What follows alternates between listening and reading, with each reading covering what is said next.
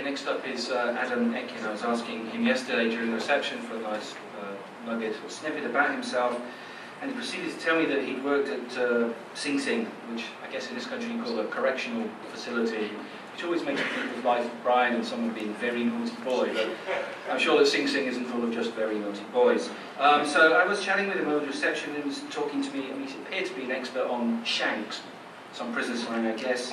It's all very scary. So anyway, given this snippet, I'm sure you're all going to be in rapt attention and pay very, very close attention. You do not want to make this guy angry. Over to you, Adam. So I can take more than 5 minutes? Whatever you want. Now that you've terrified everyone of me. Thanks, Terry. Before I get started, I just wanted to make one quick point. If you only get one thing out of the next 5 minutes, I hope it's that I think we all know peer review is important. It's not broken. If I have to see one more blog post or headline that says it's peer review broken, I think my head will explode. But that doesn't mean we can't do better, and that's what pre-score and pre-val is about. We want to increase trust and transparency. Thank you. And validate quality peer review. So let's get started.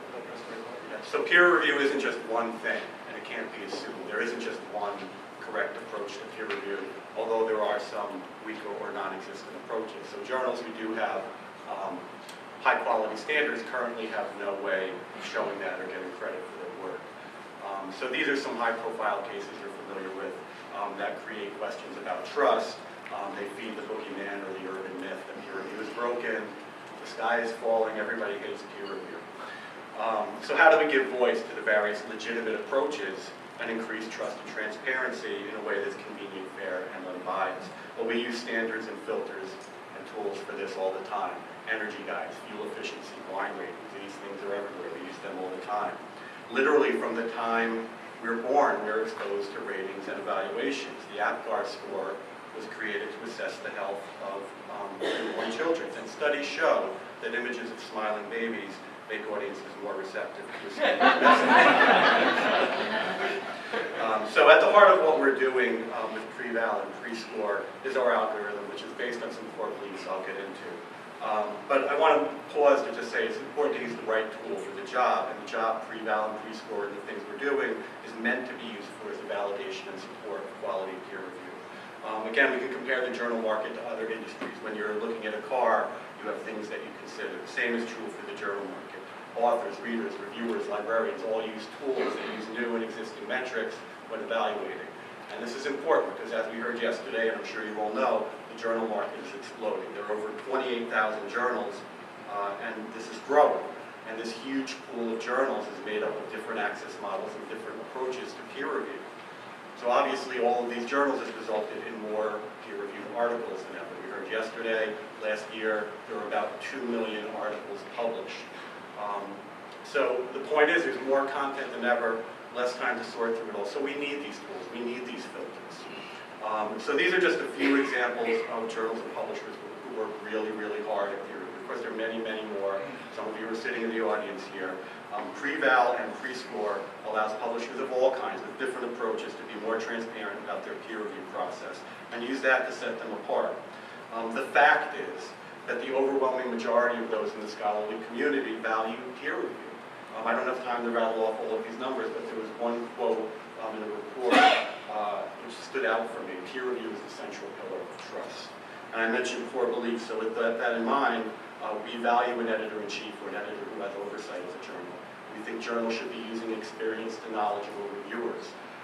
We think that in most cases, not all cases, but in most cases, multiple iterations indicate more thorough review, and that there are best practices which are markers of a commitment to good peer review. Pre-val and pre-score are leading indicators available on publication, not lagging.